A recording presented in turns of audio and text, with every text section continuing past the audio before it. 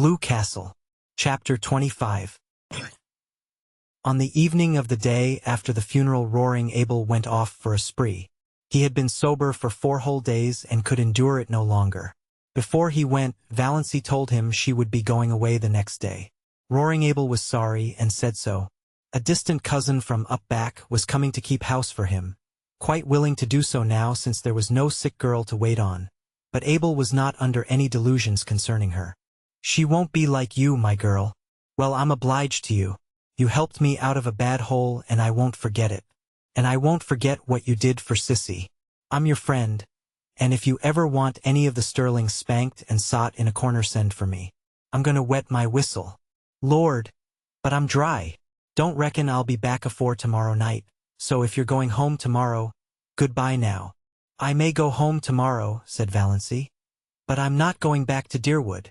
"Not going? You'll find the key on the woodshed nail," interrupted Valency, politely and unmistakably. "The dog will be in the barn and the cat in the cellar. Don't forget to feed her till your cousin comes. The pantry is full and I made bread and pies today. Goodbye, Mr. Gay. You have been very kind to me and I appreciate it. We've had a decent time of it together, and that's a fact," said Roaring Abel. "You're the best small sport in the world, and your little finger is worth the whole Sterling clan tied together. Goodbye and good luck." Valency went out to the garden. Her legs trembled a little, but otherwise she felt and looked composed. She held something tightly in her hand. The garden was lying in the magic of the warm, odorous July twilight. A few stars were out and the robins were calling through the velvety silences of the barrens. Valency stood by the gate expectantly. Would he come? If he did not, he was coming. Valency heard Lady Jane Grey far back in the woods. Her breath came a little more quickly. Nearer and nearer. She could see Lady Jane now, bumping down the lane. Nearer. He was there.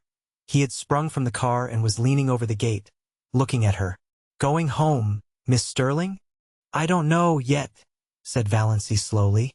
Her mind was made up with no shadow of turning, but the moment was very tremendous. "I thought I'd run down and ask if there was anything I could do for you," said Barney. Valency took it with a canter. "Yes, there is something you can do for me," she said evenly and distinctly. "Will you marry me?" For a moment Barney was silent. There was no particular expression on his face. Then he gave an odd laugh. "Come now. I knew luck was just waiting around the corner for me. All the signs have been pointing that way today." "Wait." Valency lifted her hand. "I'm in earnest, but I want to get my breath after that question. Of course, with my bringing up, I realize perfectly well that this is one of the things a lady should not do. But why? For 2 reasons. Valency was still a little breathless, but she looked Barney straight in the eyes, while all the dead Sterlings revolved rapidly in their graves and the living ones did nothing because they did not know that Valency was at that moment proposing lawful marriage to the notorious Barney Snaith. "The first reason is, Valency tried to say "I love you," but could not. She had to take refuge in a pretended flippancy. "I'm crazy about you. The second is this." She handed him Dr. Trent's letter. Barney opened it with the air of a man thankful to find some safe, sane thing to do. As he read it his face changed. He understood, more perhaps than Valency wanted him to. "Are you sure nothing can be done for you?" Valency did not misunderstand the question. "Yes, you know Dr. Trent's reputation in regard to heart disease. I haven't long to live, perhaps only a few months, a few weeks. I want to live them. I can't go back to Deerwood, you know what my life was like there. And," she managed it this time, "I love you. I want to spend the rest of my life with you. That's all." Barney folded his arms on the gate and looked gravely enough at a white, saucy star that was winking at him just over Roaring Abel's kitchen chimney. "You don't know anything about me. I may be a murderer." "No, I don't. You may be something dreadful. Everything they say of you may be true. But it doesn't matter to me." "You care that much for me, Valency?" said Barney incredulously, looking away from the star and into her eyes, her strange, mysterious eyes. "I care that much," said Valency in a low voice. She was trembling. He had called her by her name for the first time. It was sweeter than another man's caress could have been just to hear him say her name like that. "If we are going to get married," said Barney, speaking suddenly in a casual, matter-of-fact voice, "some things must be understood."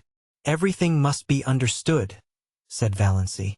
"I have things I want to hide," said Barney coolly. "You are not to ask me about them." "I won't," said Valancy. "You must never ask to see my mail. Never.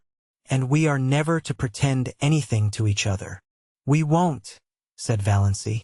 "You won't even have to pretend you like me. If you marry me, I know you're only doing it out of pity. And we'll never tell a lie to each other about anything. A big lie or a petty lie." "Especially a petty lie," agreed Valancy. "And you'll have to live back on my island. I won't live anywhere else." "That's partly why I want to marry you," said Valancy. Barney peered at her. "I believe you mean it. Well, let's get married then." "Thank you," said Valancy, with a sudden return of primness. She would have been much less embarrassed if he had refused her.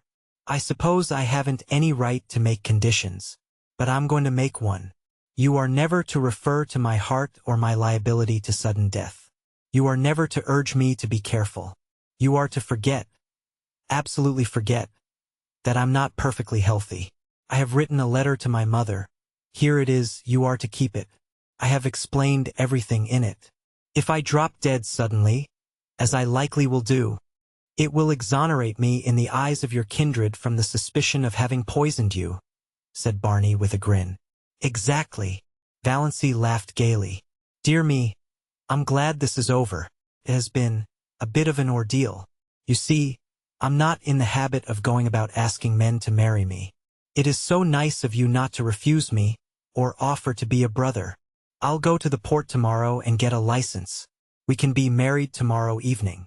Dr. Stalling, I suppose?" "Heavens, no." Valancy shuddered. "Besides, he wouldn't do it. He'd shake his forefinger at me and I'd jilt you at the altar. No, I want my old Mr. Towers to marry me." "Will you marry me as I stand?" demanded Barney. A passing car, full of tourists, honked loudly. It seemed derisively. Valancy looked at him. Blue homespun shirt, nondescript hat, muddy overalls. Unshaved. "Yes," she said. Barney put his hands over the gate and took her little, cold ones gently in his. "Valancy," he said, trying to speak lightly. "Of course I'm not in love with you. Never thought of such a thing as being in love. But, do you know, I've always thought you were a bit of a dear."